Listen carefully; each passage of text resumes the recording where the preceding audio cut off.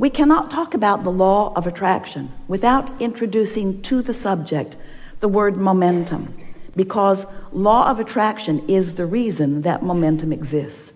When you give your attention to something for as little as 17 seconds, at that 17-second point, there is a momentum that is discernible as another thought like it joins it, and so forth. So the more you focus, the more momentum.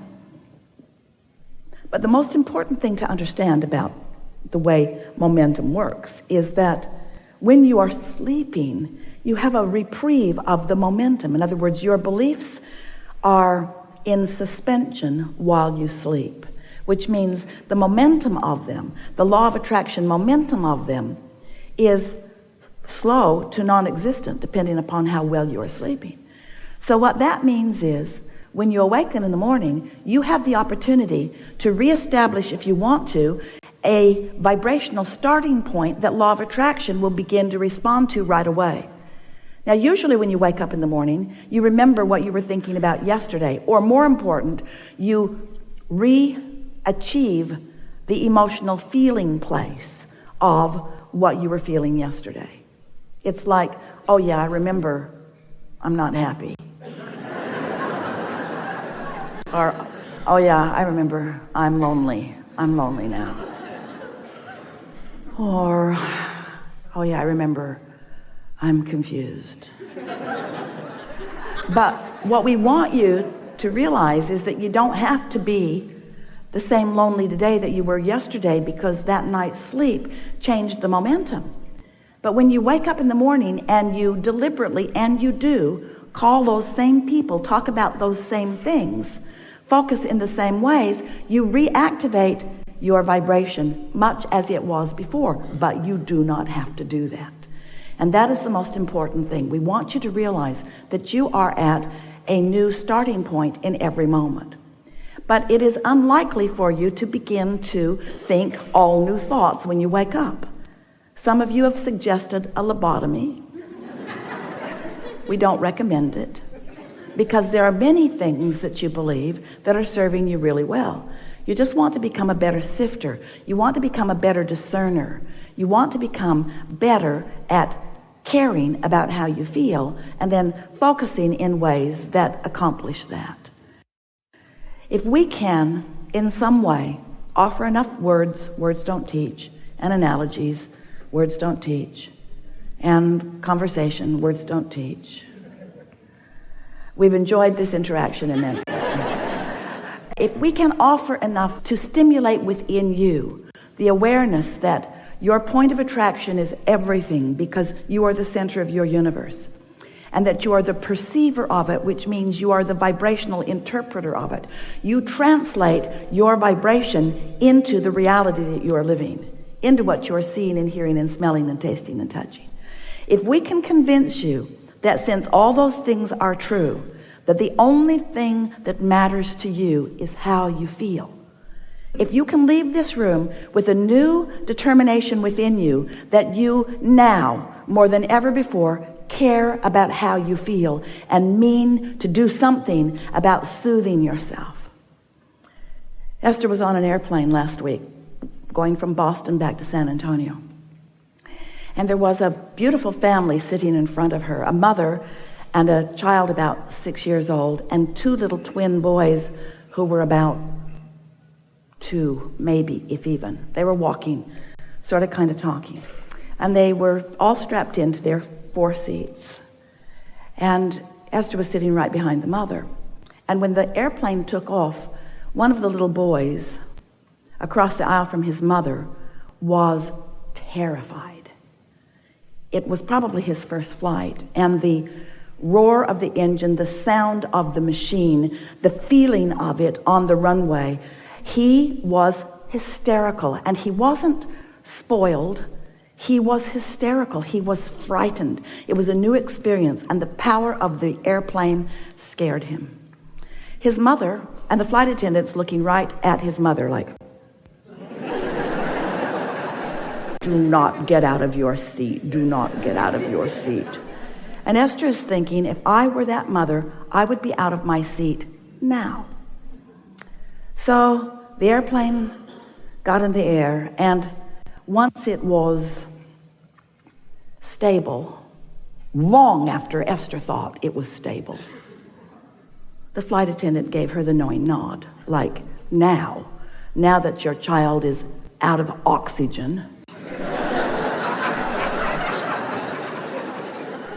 So now, Mother moved over into his seat and held him tight in her arms, just tight in her arms, kissing the back of his head and holding him tight in her arms.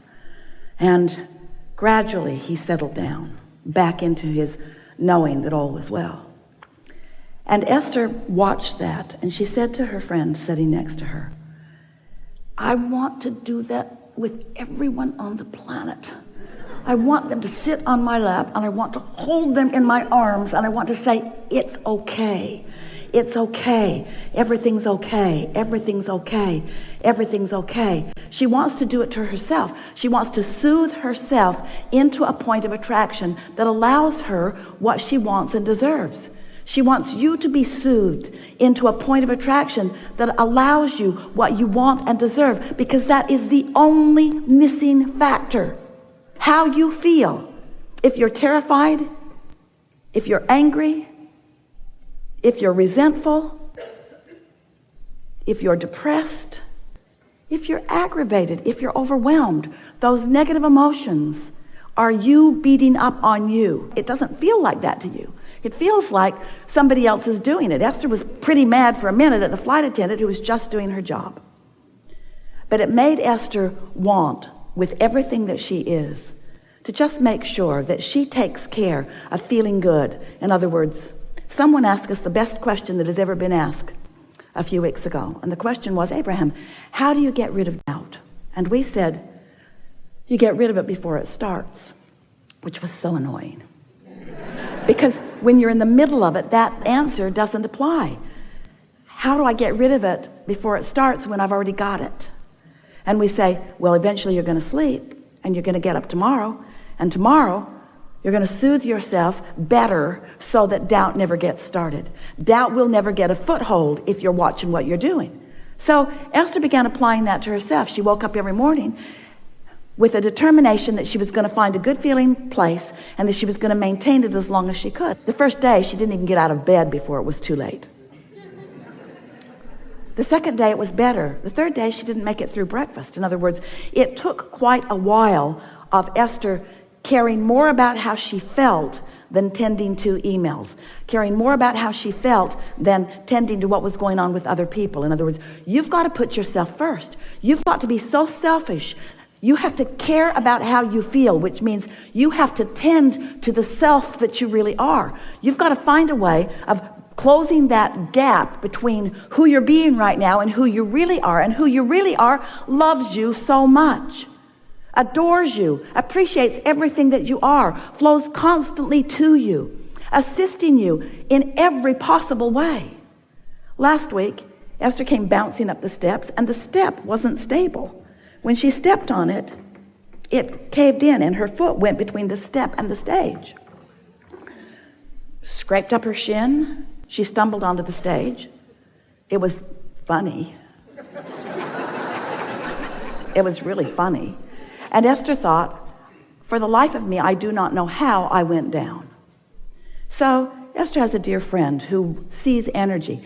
She always comes to the seminars in the city where she lives and sits in the back of the room because she not only likes to see the energy around Abraham, she liked to see the energy around Jerry when he was sitting at the table and the energy around you. She could actually see who was all lighted up. She knows who Abraham is likely to call on because she can read this energy. So after every workshop, she watches all of the live streams. She sends Esther an email, and she says, yeah, Jerry walked on the stage with you. And Esther says, yeah, I know. I can feel him there. And then she said, he caught you last week. And Esther thought, that's why I didn't fall down. Didn't make sense to me. I didn't have my balance. I didn't have anything close to my balance, but I didn't go down. This is the thing that we want you to understand. We've got you. But if you're not knowing that, If you're mad at yourself, then you don't let us get you. You prevent yourself from receiving the inspiration. Do you know when you yawn? That's because you need more oxygen, and we yawn you.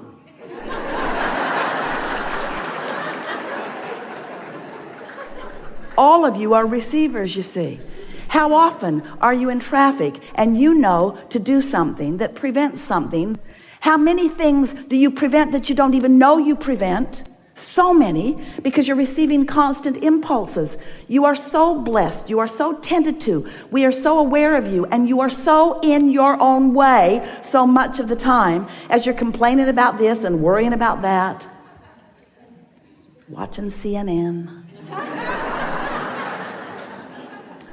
So we want you to know that you are the focal point of so much awareness, and that when you ask for something, we all know it, and we see clearly the path for you to move from where you are to where you want to be. And you know what?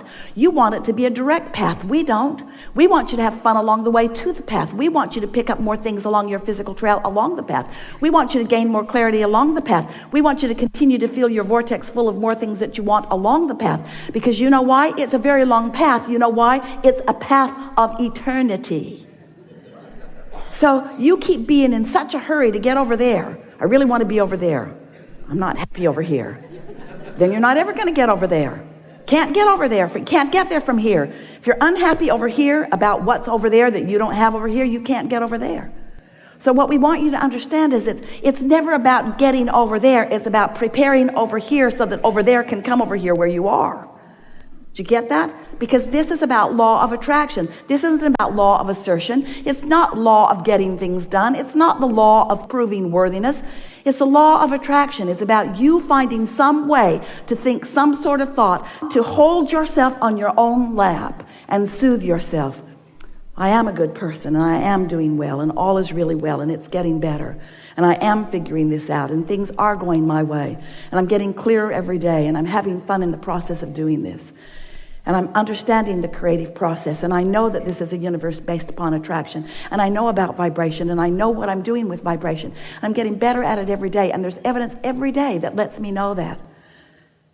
As you soothe yourself, as you do something about tending to your point of attraction, which is all that matters, because everything else is already done, you see. It's like sometimes, we'll just give you a sort of analogy. You've asked for it, and you're summoning it, but you've got your shield up, your cloaking device. You've got your umbrella up, old style. You've got your umbrella up, and everything that you want is flying to you, but you're deflecting it with your habits of thought, with your bogus, ridiculous habits of thought. Like unworthiness or unreadiness or not in the right place-ness or being mad at somebody else. So we're eager to talk with you about whatever is important to you. Nothing is off limits. You will notice a perfect unfolding in the way this all comes together. We are a collective consciousness. This combination of beings has never been before unto all of the universe. There are far, far, far more of us than the 700 or 800 of you that are in this room, and the other thousands that are around the planet watching this. There are more of us participating with you here than you have the ability to comprehend. Everyone who has ever been is interested in what's going on here today. So let's have some fun. What do you want to talk about? All right, now just be real easy about this. If we don't call on you, it's all right, because we'll get to what you want to talk about.